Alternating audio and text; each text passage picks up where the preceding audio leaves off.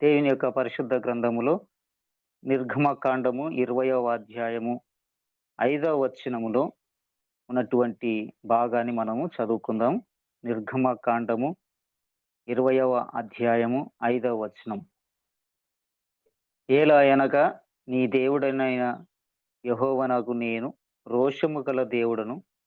నన్ను ద్వేషించు వారి విషయములో 3-4 తరముల వరకు తండ్రుల దోషమును కుమారుల మీదికి రప్పించుచు, నన్ను ప్రేమించి నా ఆజ్ఞలు గైకొని వారిని 1000 తరముల వరకు కరుణించు వాడనై ఉన్నాను.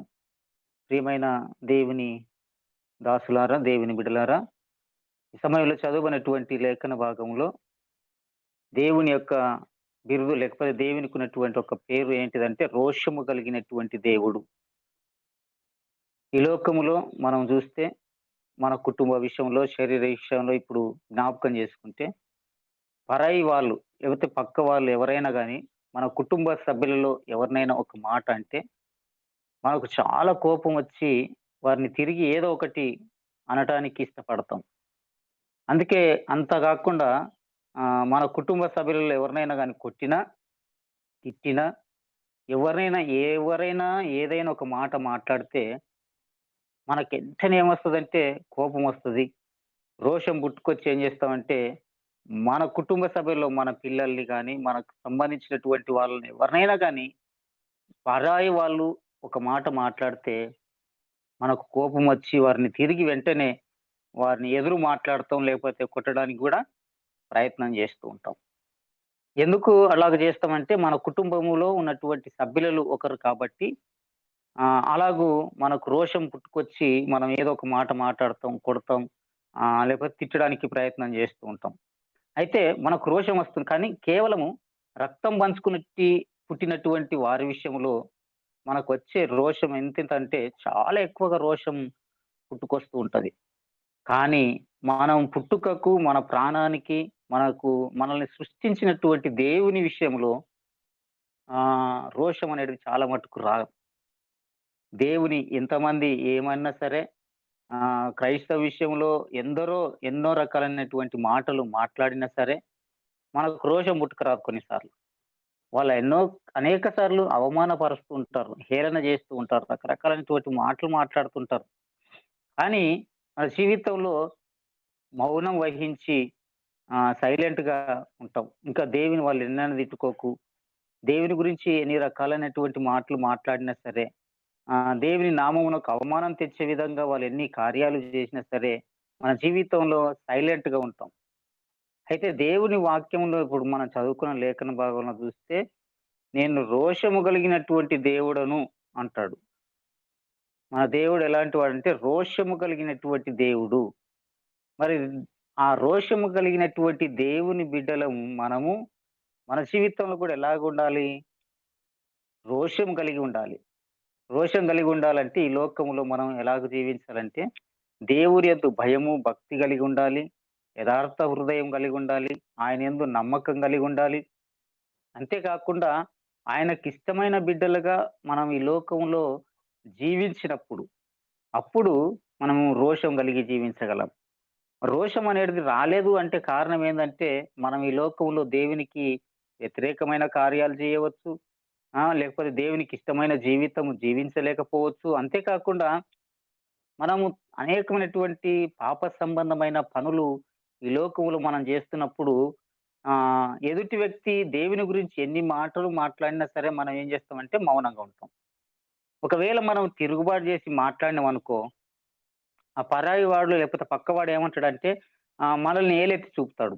నీ ప్రవర్తన బాగాలేదు, లేకపోతే నీ క్రియలు బాగాలేవు, నీ జీవిత విధానమే బాగాలేదు, లేకపోతే నీ మాటలు, నీ ప్రవర్తన, నీ జీవిత విధానము సరిగ్గా లేనప్పుడు పరాయి వాడు ఏం చేస్తాడంటే ఏలెత్తి చూపి నిన్ను రకాలుగా మాట్లాడినప్పుడు, లేకపోతే నీవు నమ్మిన దేవుని గురించి అనేక రకాలుగా మాట్లాడినప్పుడు మనం మౌనంగా ఉండగలం. కారణం ఏందంటే మనలో తప్పు ఉంది కాబట్టి, మనలో పాపం ఉంది కాబట్టి, మన జీవితము దేవునికి ఇష్టమైనదిగా లేదు కాబట్టి, మనం పరాయి వాడు దేవుని గురించి మాట్లాడినప్పుడు ఏం చేస్తామంటే మౌనంగా ఉండగలం. మరి మనలో యథార్థత, పరిశుద్ధత, పవిత్రమైన జీవితము, మరి దేవుని యందు భయము, భక్తి కలిగి జీవించినప్పుడు పరాయివాడు దేవుని గురించి మాట్లాడితే వెంటనే మనం రోషం పుట్టుకొచ్చి మాట్లాడగలం. కానీ దేవుడంటాడు, "నేను రోషం కలిగిన వాడును." మరి నా పిల్లలు ఎలాగుండాలంటే రోషం కలిగినటువంటి వాళ్ళుగా ఉండాలి. ఈ లోకంలో చాలా మట్టుకు అదే లేదు మన జీవితంలో. పౌరుషం అనేది దేవుని విషయంలో మనం కనబడటం లేదు. దేవుని విషయంలో పౌరుషం కలిగి జీవించలేకపోతున్నాం. కారణం ఏందంటే, మన జీవితాలు ఇంకా దేవునికి అయిష్టకరంగా ఉన్నవి ఈ లోకంలో. ప్రజల ఎదుట అనేకమైనటువంటి తప్పులు చేస్తూ ఉంటాం. వద్దు అన్న స్థలాలకు వెళుతూ ఉంటాం. చేయరాని పనులు చేస్తూ ఉంటాం. మరి ఇలాంటి కార్యాలు చేసినప్పుడు దేవునికి ఎంత అవమానకరమో దేవుని వాక్యంలో చాలా విషయాలున్నాయి. ఒక మాట అంటాడు, "మిమ్మును బట్టే గదా నా నామము అన్యజనుల మధ్యలో దూషింపబడుచున్నది" అంటాడు. కారణం ఎవరిని బట్టి అంటే, ఆయన నమ్మినటువంటి బిడ్డలే దేవుని నామానికి అవమానం తెస్తున్నారు. ఆయనను నమ్మినటువంటి బిడ్డలే, ఆయనను వెంబడిస్తున్నటువంటి వారే ఈ లోకంలో దేవునికి మరి అనేకమైన చెడ్డ కార్యాలు, చెడ్డ పేర్లు తీసుకొస్తూ ఉన్నట్లుగా మనం చూడగలం. కాబట్టి దేవుని వాక్యం అంటాడు, "నేను పరిశుద్ధుడను కాబట్టి మీరును పరిశుద్ధులుగా ఉండండి" అంటాడు. దేవుని మనం పోల్చుకుంటూ ఉంటే దేవుడంటాడు, "నేను పరిశుద్ధుడనయ్యా. నేను పవిత్రమైన జీవితం కలిగిన వాడను. మరి నా పిల్లలు గూడా పరిశుద్ధత కలిగి ఉండాలి. పవిత్రత కలిగి ఉండాలి" అని దేవుని వాక్యంలో మనం చూడగలం. కాబట్టి ఈ సమయంలో ఆయన అంటాడు, "నేను రోషం కలిగిన వాడను. మీరును నా విషయంలో రోషం కలిగి జీవించాలి."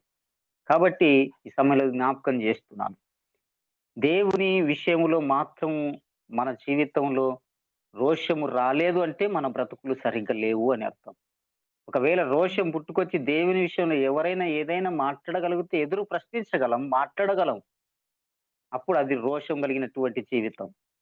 కాబట్టి జీవం కలిగినటువంటి ఆ దేవుడు రోషం కలిగిన వాడై ఉన్నప్పుడు, దేవుని బిడ్డలమైన మనము గూడా దేవుని విషయంలో రోషం కలిగి మనం ఈ లోకంలో జీవించాలి.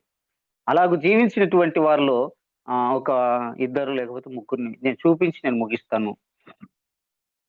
దేవుని పరిశుద్ధ గ్రంథములో మొదటి సమూయేలు గ్రంథం మనం చూస్తే, మొదటి సమూయేలు గ్రంథము 17వ అధ్యాయము 26వ వచనంలో ఒక భక్తుని మనం చూడగలం.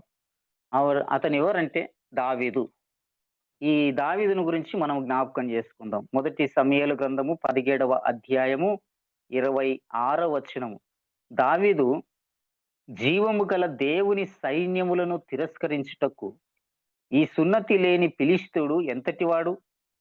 వాని చంపి ఇశ్రాయేలు నుండి ఈ నింద తొలగించిన వానికి బహుమతి ఏమని తన యొద్ద నిలిచిన వారి నడుగగా.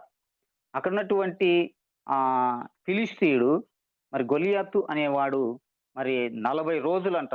40 రోజులు రాత్రి పగలు మరి అక్కడుండి దేవుని ప్రజలను ఎంతగానో అవమానపరుస్తున్నాడు. దేవుని ప్రజలను దూషిస్తున్నాడు. దేవుని నామమును అవమానపరుస్తున్నాడు. సౌలు రాజుగా ఉన్నాడు. చాలా రకరకాలైనటువంటి బహుమానాలు ప్రకటించాడు. వాడిని ఎదిరించినటువంటి వారికి రాజ్యం ఇస్తాను, లేకపోతే నా కూతుర్నిస్తాను అని విలువ కలిగినటువంటి వస్తువులనిస్తానని రకరకాలైనటువంటి ఏం చేశాడంటే వాగ్దానాలు చేశాడు. ఈ ఫిలిష్తీయుని ఎవరైతే జయిస్తారో వారికి నేను బహుమానం ఇస్తాను అని సెలవిచ్చాడు. అయినప్పటికీ కూడా అక్కడ ఎంతో మంది సైన్యం ఉంది, ఎదిరించలేకపోతున్నారు. ఎంతోమంది బలం కలిగిన వారున్నారు, ఎదిరించలేకపోతున్నారు. ఎంతమంది గొప్ప గొప్ప బలిష్ఠులున్నారు గానీ వారిని మరి ఆ ఫిలిష్తీయుని ఎదిరించలేకపోతున్నారు. కానీ అందరూ గూడా అక్కడ దేవుని దూషించినప్పుడు, లేకపోతే దేవుని నామమును అవమానపరుస్తున్నప్పుడు, దేవుని ప్రజల పట్ల తిరుగుబాటు జేసి, దేవుని ప్రజలను ఎంతగానో మరి దుఃఖపరుస్తున్నటువంటి ఆ ఫిలిష్తీయుని ఎదిరించడానికి ఎవ్వరు గూడా ముందుకు రాకపోతున్నారు. ఆ సమయంలో ప్రియ దేవుని బిడ్డలారా, మరి దావీదు అంటాడు, "ఈ జీవం కలిగినటువంటి దేవుని సైన్యములను తిరస్కరించుటకు ఈ సున్నతి లేనటువంటి ఫిలిష్తీయుడు ఎంతటివాడసలు? వాడిని చంపి మరి ఇశ్రాయేల్ ప్రజల్లో ఉన్నటువంటి ఈ నిందలను నేను తొలగిస్తాననుకుని" అతడు నిలిచి ఉన్నాడు. ఒక మాట 33వ వచనంలో మనం చూస్తే 33వ వచనం, "సౌలు ఈ ఫిలిష్తీయుని ఎదుర్కొని వానితో పోట్లాడుటకు నీకు బలము చాలదు. నీవు బాలుడవు. వాడు బాల్యము నుండి యుద్ధాభ్యాసము చేసిన వాడని దావీదుతో అనెను." దావీదు ఈ మాట పలుకుతున్నాడు. అరే! ఈ సున్నతి లేనివాడు, ఈ పనికిరాని వాడు, ఇది ఎంతటి వాడు జీవము కలిగిన దేవుని దూషించడానికి, జీవము కలిగినటువంటి దేవుని యొక్క ప్రజలను తిరస్కరించుటకు ఈడెంతటి వాడు అని జెప్పి కోపం వచ్చిందంట. ఆ వయసు అప్పుడు ఎంతటోడు అంటే చిన్న బాలుడు దావీదు. చిన్నవాడు. ఎక్కడికి వెళ్తున్నాడు? వారి అన్నోళ్ళకు భోజనమిచ్చి, వారి అన్నోళ్ళను చూసి, పలకరించి వద్దామని జెప్పి వెలుచున్నటువంటి సమయం అది. మరి వెళ్ళొచ్చినటువంటి ఈ బాలుడైన దావీదు వెళ్లి తన అన్నలను కలుసుకొని, తన అన్నలకు భోజనమిచ్చి, తిరిగి చూసి రావాల్సినటువంటి వ్యక్తి గాని, అక్కడున్నటువంటి ఆ సైన్యమంతా నిలబడింది. గుంపులు గుంపులుగా జనాలున్నారు. ఆ ప్రజలందరిలో వాళ్ళ అన్నోళ్ళున్నారు. వాళ్ళ అన్నోళ్ళ దగ్గర పోయి నిలబడినాడు దావీదు. నిలబడి చూస్తూ ఉన్నాడు. అంతమంది బలిష్ఠులు అక్కడ ఉన్నప్పటికిని ఎవరు కూడా ఆ ఫిలిష్తీని ఎదిరించలేకపోతున్నారు. ఎంతోమంది యుద్ధ వీరులు అక్కడున్నారు గానీ, ఫిలిష్తీని ఎదిరించలేకపోతున్నారు. అయితే ఈ బాలుడైనటువంటి దావీదు మాత్రము ఆ స్థలములో ఉండి అక్కడున్నటువంటి ఆ సవాలును వింటున్నాడు. ఆ మాటలు వింటున్నాడు. దేవుని ప్రజలను ఎంతగా అవమానపరుస్తున్నాడో అదంతా కూడా అతన్ని చూస్తూ ఉన్నాడు. అప్పుడు బాగా దేవుని యొక్క జీవం కలిగినటువంటి దేవుని ఇలాగు తిడతాడా ఈడు? జీవం కలిగినటువంటి దేవుని ప్రజలను ఇలాగ దూషిస్తాడా? అని చెప్పి ఏమైందంట కోపం పుట్టుకొచ్చిందంట. అంటే రోషం పుట్టుకొచ్చింది. అతని జీవితం రోషం పుట్టుకొచ్చి ఏమంటాడంటే, ఈడెంతటి వాడసలు?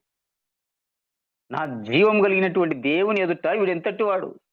నా దేవుని దూషించడానికి, నా దేవుని ప్రజలను నిందించడానికి, దూషించడానికి వీడెంతటి వాడని జెప్పి కోపం పుట్టుకొచ్చినట్టుగా మనం చూస్తాం. దేవుని వాక్యంలో మనం జూస్తే, దేవుని సైన్యములను తిరస్కరించుటకు ఈ సున్నతి లేని ఫిలిష్తీయుడు ఎంతటి వాడు అనే మాటలను అన్నది ఎవరంటే, చిన్న బాలుడు ఒక దావీదు. ఆ మాటలు అనడానికి మరి అక్కడ ఉన్నటువంటి పరిస్థితికి దావీదుకు ఏమి సంబంధం ఉండదు అసలు. ఏం అర్థం గాదు. కానీ ఎంత గొప్ప పౌరుషము, రోషం అతనిలో పుట్టుకొచ్చింది అంటే జ్ఞాపకం చేస్తున్నాను. అతనేమి సైన్యములో లేడు. మరి అన్నలను చూడడానికి వచ్చినటువంటి చూసి వెళ్ళిపోవచ్చు. అయినప్పటికీ దేవుని విషయంలో అతనికి ఎంత రోషం వచ్చింది. ఆ రోషము ఎందుకొచ్చిందంటే దేవుడంటే దావీదుకు ఎంతో ప్రేమ అనేది అక్కడ రుజువు చేస్తుంది. దేవుడంటే ఎంత గొప్పవాడో అని అతను నమ్ముతున్నాడో అక్కడ రుజువు చేస్తుంది. దేవుని పట్ల అతనుకున్నటువంటి భయము, భక్తి ఎలాంటిదో అక్కడ రుజువు చేస్తున్నాడు దావీదు. కాబట్టి దేవుని విషయంలో రోషము కలిగి మాట్లాడుతున్నట్టుగా మనం చూస్తాం. ప్రియమైన దేవుని బిడ్డలారా, ఈ రోజుల్లో దేవుని ప్రజలను, సంఘములను, దేవుని యొక్క నామమును ఈ లోకములో ఎందరో దూషిస్తున్నారు, అవమానపరుస్తున్నారు. అనేకమైనటువంటి మాటలు మాట్లాడుతున్నారు. కానీ మన జీవితంలో రోషం లేక మౌనంగా ఉంటున్నాం. నేను చాలా సార్లు కొన్ని సంఘాలలో చూస్తాను. ఏం చూస్తానంటే దేవుని అనేకులు అన్యజనులు దూషించినప్పుడు లేకపోతే మాట్లాడుతున్నప్పుడు ఈ ఎదుటి వ్యక్తి దేవి నమ్మినటువంటి వాడు చర్చికి వెళ్తున్నటువంటి వ్యక్తి మౌనంగా ఉంటున్నాడంటే నేను చాలా సార్లు అబ్జర్వ్ చేస్తా. ఎందుకు ఏమంటలేడు? ఏం కారణం ఉంది అంటే ఈళ్ళలో పరిశుద్ధత లేకుంటది. ఈళ్ళు కరెక్ట్ జీవితం లేకుంటది. వీడు సిగరెట్ తాగుతాడు. వీడు సినిమాలు చూస్తాడు. వీడు మరి అన్యజనులు చేసినటువంటి ఆరాధన చేసినప్పుడు దానిలో పాల్గొంటాడు. వాళ్ళు చేసినటువంటి వాటిని భోజనం చేస్తాడు. వాళ్ళలో పాలిభాగస్తుడుగా ఉంటాడు. అన్నీ కలిసిపోతాడు. అలాంటప్పుడు ఏమంటాడంటే కొన్నిసార్లు చర్చికొచ్చే వ్యక్తే, దేవుని ఆరాధిస్తున్న వ్యక్తి ఏమంటాడంటే, "అందరు దేవుళ్ళు ఒక్కటేలే. అందరు దేవుళ్ళు ఒకటే. వాళ్ళు చేసినది తినొచ్చు, ఈళ్ళు చేసినది తినొచ్చు, ఎక్కడైనా పోవచ్చు, ఏడన్నా మొక్కొచ్చు. అంత దేవుడంతా ఒకటే." అనే మాటను మాట్లాడుతూ ఏం చేస్తారంటే, ఇలాంటి బ్రతుకుతున్నప్పుడు త్రాగుబోతు, తిరుగుబోతు, వ్యభిచారి, మోసగాడు ఇలాంటి బ్రతుకులు మరి విగ్రహారాధనకు అర్పితమైనటువంటి దానిని తింటూ వాటిలో పాలిభాగస్థం పంచుకున్నటువంటి వ్యక్తి ఏం చేస్తాడంటే, యేసు ప్రభువుని గురించినటువంటి మాటలు ఎంతమంది అవమానకరంగా మాట్లాడినా మౌనంగా ఉంటాడు. ప్రియమైన దేవుని బిడ్డలారా రోషం లేదు. రోషం లేదంటే వాని బ్రతుకు సరిగా లేదు. వారి జీవిత విధానం సరిగా లేదు అనే సత్యాన్ని దేవుని వాక్యం ద్వారా నేను జ్ఞాపకం చేస్తున్నాను. కానీ బాలుడైన దావీదు చూడు జీవము కలిగిన దేవుని ప్రజలను ఎంతగానో వ్యతిరేకిస్తూ తిరస్కరించే మాటలు మాట్లాడుతున్నప్పుడు దావీదుకు రోషం పుట్టుకొచ్చింది. ఈ మాటను మాట్లాడతాడు. రేయ్! జీవము కలిగినటువంటి దేవుణ్ణి దూషించడానికి, ఈ ప్రజలను దూషించడానికి వీడెంతటి వాడసలు అనే మాటను మాట్లాడుతున్నట్టుగా మనం చూడగలం. ప్రియమైన దేవుని బిడ్డలారా, మన జీవితంలో రోషం ఉందా దేవుని విషయంలో? దేవుని నామమును బట్టి ఈ లోకంలో రోషం కలిగి జీవిస్తున్నామా? ఒకసారి జ్ఞాపకం చేసుకో. ఇంకొక విషయాన్ని జ్ఞాపకం చేస్తాను. ఇంకొక భక్తుడున్నాడు. దానియేలు గ్రంథం 3:17 చూద్దాం ఒకసారి. దానియేలు గ్రంథము 3:17లో ఇంకా కొందరు కనపడతారు మనకు. వీళ్ళెవరంటే షడ్రెక్, మెషక్, అబేద్నెగో. వీళ్ళెవరంటే దేవుని పట్ల షడ్రెక్, మెషక్, అబేద్నెగోలకు రోషం చూడవచ్చు. వారికున్నటువంటి పౌరుషం ఎలాంటిదో మనం చూడవచ్చు. చూద్దాం దేవుని వాక్యంలో దానియేలు గ్రంథం 3:17. మేము సేవించుచున్న దేవుడు మండుచున్న వేడిమి గల ఈ అగ్నిగుండములో నుండి మమ్మను తప్పించి రక్షించుటకు సమర్థుడు. మరియు నీ వశమున పడకుండా ఆయన మమ్మను రక్షించును. ఒకవేళ ఆయన రక్షింపకపోయినను 18వ వచనం. రాజా నీ దేవతలను మేము పూజింపమనియు, నీవు నిలబెట్టించిన బంగారు ప్రతిమకు నమస్కరింపమనియు తెలుసుకొనుము అని జ్ఞాపకం చేస్తుంది. ఎంత ధైర్యం కలిగి మాట్లాడుతున్నారు ఋషులు. అయ్యా నీవు చేసినటువంటి దేవతలకు మేము మొక్కం. నీ పూజ చేయమంటే మేము పూజ చేయం. నీవు సాగిలపడి నమస్కరించమంటే నమస్కరించం. నీవేమి చేయమన్నా ఈ దేవతలకు గాని మేము పూజించమని వాళ్ళు నిర్ణయించుకుని మాట్లాడుతున్నారు ధైర్యంగా. ఒక రాజు దగ్గర నిలబడి మాట్లాడుతున్నారు. మనం ఈ లోకంలో చూస్తే ఒక వ్యక్తి బలం కలిగినటువంటి వ్యక్తి, లేకపోతే ఎవడో డబ్బున్న వ్యక్తి, రాజకీయ నాయకుడు ఎవరైనా వచ్చి మనల్ని బెదిరించి మాట్లాడితే ఏం చేస్తామంటే మనం వెంటనే భయపడిపోతాం అంతే. భయపడిపోతాం. మొన్న ఈస్టర్‌కు ఊర్లో తిరిగి మరి ర్యాలీ చేస్తాం మంచిగా తిరిగి యేసు ప్రభు లేచినాడనే సువార్త ప్రకటించుదామంటే ఏం చేస్తారంటే బెదురుకుంటున్నారు చాలా మంది ఊర్లోకి రావాలంటే. సిగ్గుపడుతున్నారు, భయపడిపోతున్నారు. పక్క వాళ్ళు చూస్తే ఏమనుకుంటారో నన్ను చూసి, లేకపోతే పక్క వాళ్ళు చూసి నేను పాట పాడుతున్నప్పుడు ఎగతాళి చేసి మాట్లాడతారేమో, లేకపోతే నా పైన తిరుగుబాటు చేస్తారేమో, నన్ను కొడతారేమో, ఇంకా నన్ను ఏదైనా చేస్తారేమో, రావాల్సినటువంటి గవర్నమెంట్ నుంచి రావాల్సినటువంటి లాభాలు ఏవైనా ఉంటే రాకుండా చేస్తారేమో, ఇవన్నీ చేస్తారేమో అని చెప్పి ఏం చేస్తారంటే భయపడి నన్ను కూడా భయపెట్టిన వాళ్ళున్నారు. సార్ నువ్వు రావద్దు, ఊర్లో తిరగొద్దు, సువార్త ప్రకటించొద్దు, ర్యాలీ చేయొద్దు. అంటే నేను ఒక్కటే మాట చెప్పిన. ఏం చెప్పినంటే మొన్న ఈస్టర్‌కి నేను చర్చి బంద్ చేయనైనా బంద్ చేస్తా గానీ, నేను ఊర్లో తిరగడం మాత్రం ఆపనని చెప్పిన. మా సిస్టర్ జ్యోతమ్మ గారుంటే అడగండి. నేను చెప్పినాను ఒక్కటే మాట. మా సంఘ పెద్దలతో కొట్లాడిన. రాత్రి 9:30, 10 గంటలకు కొట్లాడిన. పొద్దున్నే ఊర్లో 4 గంటలకు లేచి ప్రార్థన చేసుకొని ఊర్లో తిరగాలే. తిరిగితేనే తిరగండి. లేదంటే చర్చి బంద్ చేసుకోనండి. నేను వేరే చర్చ్ అన్నా చూసుకుంటాను. నేను రాను. ఇట్లే చెప్పేసింది నేను అందరికి సంఘ పెద్దలకు. ఏదేమైనప్పటికీ నేను, నా పిల్లలు, నా కుటుంబం అన్నా తిరుగుతాం ఖచ్చితంగా. మీరు రాకపో. మాట్లాడి ఏం చేసిందంటే నేను చర్చిలో వండుకొని తెల్లవారుజామున 4 గంటలకు లేసి, మైకేసి పాటలు పెట్టి, మరి ఆ టైంలో ప్రార్థన చేసుకుంటే అందరూ గూడా ఎవరైతే రాత్రి రామన్నారో వాళ్ళందరూ గూడా వచ్చిండ్రు. అంత గ్రాండ్‌గా ఊర్లో తిరగగలిగినాం. సువార్త ప్రకటించగలిగినాం. ఎందుకు ఈ మాట చెప్తున్నంటే, లోకంలో ఉన్నటువంటి వాటిని బట్టి, లోకంలో ఉన్నటువంటి ప్రజలను చూసి భయపడిపోతుంటారు చాలా మట్టుకు. భయం పుట్టుకొస్తుంది. వాళ్ళు చంపుతారేమో, కొడతారేమో, దూషిస్తారేమో, రావాల్సినటువంటి బెనిఫిట్స్ రాకుండా చేస్తారేమో భయం. ఇక్కడ చూడు షడ్రక్, మేషక్, అబేద్నెగోల ఎదుట కూడా భయంకరమైనటువంటి ఒక విగ్రహం ఉంది. దాన్ని పూజించమంటున్నారు. దానికి నమస్కరించమంటున్నారు. దానికి సాగిలపడి పూజ చేయమని చెప్తున్నారు. కానీ వీళ్ళేమంటున్నారంటే, రాజా మేము సేవించం, మేము పూజించము. నీవేమన్నా చెయ్యి. ఎందుకంటే మేము సేవిస్తున్నటువంటి వాడు, మేము ఆరాధిస్తున్నటువంటి దేవుడు, మేము ఘనపరుస్తున్నటువంటి దేవుడు, మేము ఏ దేవుడినైతే నమ్మినమో ఆ దేవుడు జీవం కలిగినటువంటి దేవుడు, ఆ దేవుడు రోషం కలిగినటువంటి దేవుడు, ఆ దేవుడు మండుచున్న వేడిమి గల ఈ అగ్ని గుండముల నుండి మమ్మలను తప్పించుటకు ఆయన సమర్థుడు ఖచ్చితంగా. మేము నమ్మం, మేము పూజ చెయ్యం అని చెప్పి వాళ్ళు యథార్థంగా, ధైర్యంగా నిలబడినారు. అలాంటి సమయంలో వారిని తీసుకుపోయి అగ్నిగుండంలో వేసినారు. అగ్నిగుండంలో వేసినప్పటికిని గూడా అగ్ని వాళ్ళను కాల్చజాలలేకపోయింది. ఎందుకంటే వాళ్ళు నమ్మిన దేవుడు రోషము కలిగిన వాడు. వాళ్ళు నమ్మినటువంటి దేవుడు జీవము కలిగినటువంటి దేవుడు. వాళ్ళు నమ్మిన దేవుడు వారిని రక్షించగలిగినాడు. ప్రియమైన దేవుని బిడ్డలారా, వారి రోషం చూడు, ప్రతిమలకు మొక్కలేదు, విగ్రహాలకు లోబడలేదు, జీవించలేదు. రాజు ఆజ్ఞను బట్టి వారు రాజు మాటకు లోబడలేదు. నేను నమ్మిన దేవుడు గొప్పవాడు అని చెప్పి వారు తెలుసుకొని జీవము కలిగిన దేవుని పట్ల భయముతోను, భక్తితోను వారి జీవితాలు జీవించినట్లుగా మనం చూస్తాం. ప్రియమైన దేవుని బిడ్డలారా, ఈ లోకంలో దేవుడు రక్షింపకపోయినా ఇంకొక మాట అంటారు ఏందంటే, రక్షింపకపోయినా సరే చావడానికి సిద్ధపడుతున్నారు వాళ్ళు. అరే! మా దేవుడు రక్షిస్తాడు, రక్షించాడు తర్వాత విషయం. కానీ మా జీవము కలిగిన దేవుని పట్ల మేము చావడానికైనా సిద్ధమే. అందుకే పౌలంటాడు గదా! బ్రతుకుట క్రీస్తే, చావైతే నాకు లాభం అది. ఈ లోకంలో దేని కొరకైనా గాని చావడానికి నేను సిద్ధం దేవుని విషయంలో.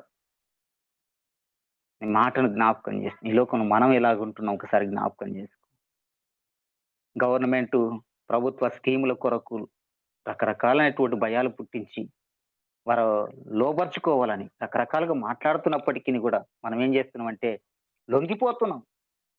వారి మాటలకు సాగిలపడి నమస్కరిస్తున్నాం. కాబట్టి ప్రాణాలను పణంగా పెట్టి తెగింపు చేసినటువంటి షెడ్రక్, మెషక్, అబేద్నెగోలను మనం చూడగలం. కాబట్టి వాళ్ళేం మరి ఈళ్ళు షెడ్రక్, మెషక్, అబేద్నెగోలు ఆకాశం నుండి ఊడిపడినటువంటి వాళ్ళు గాదు. వాళ్ళు గూడా మనలాగా మనుషులే. కానీ దేవుడు రక్షింపకపోయినా సరే వాళ్ళు రాజుని లెక్క జేయరంట. మనమైతే దేవుడిని మనల్ని కాపాడుతాడు. మనకు ఏ లోటు రాకుండా చూసుకుంటాడనే కదా దేవుని యొక్క నమ్ముతాం మనం. కాబట్టి ఈ సమయంలో షడ్రక్, మెషక్, అబేద్నెగోలకు రోషం ఉంది. మూడో విషయం క్లుప్తంగా చెప్పి నేను ముగిస్తాను. ఇంక సమయం దాటిపోయింది కాబట్టి. యోబు గ్రంథం 2వ అధ్యాయం 10వ వచనంలో చూస్తే, యోబు గ్రంథం 2వ అధ్యాయం 10వ వచనంలో ఇక్కడ యోబు భక్తుడు ఒక మాట మాట్లాడతాడు. యోబు 2:10 అందుకతడు మూర్ఖురాళ్ళు మాట్లాడునట్లు నీవు మాట్లాడుచున్నావు. మనము దేవుని వలన మేలు అనుభవించుదమా? కీడును మనం అనుభవింప తగదా అనెను. ఈ సంగతుల్లో ఏ విషయమందును యోబు నోటి మాటతోను నైనను పాపము చేయలేదు. మూడో విషయం ఏంటిదంటే, దేవుని వలన మనము మేలే అనుభవించాలనా ఎప్పుడు గూడా? కీడు రాకూడదా మన జీవితంలో? కష్టం రాకూడదా? మన జీవితంలో శ్రమ అనేది రాకూడదా? ఎప్పుడు సంతోషంగా, సుఖంగా ఉండి ఇగ ఏసీ యేసుకొని ఇంట్లో సుఖంగా బెడ్ పరుపేసుకొని బెడ్ మీద వండుకొని ఎంజాయ్ చేయడమేనా? ఎండ అనేది తెలవకూడదా మనకు? కష్టం అనేది తెలవకూడదా మన జీవితంలో? దుఃఖం అనేది రాకూడదా? యోబు భక్తుడు అంటాడు, తన కుటుంబం అంతా నాశనం అయిపోయింది. తనకున్న ఆస్తి అంతా పోయింది. సర్వస్వం పోయింది. తన భార్య అంటది, "నీ యథార్థతను విడిచిపెట్టి ఇంకా నువ్వు నమ్మిన దేవుని విడిచిపెట్టు.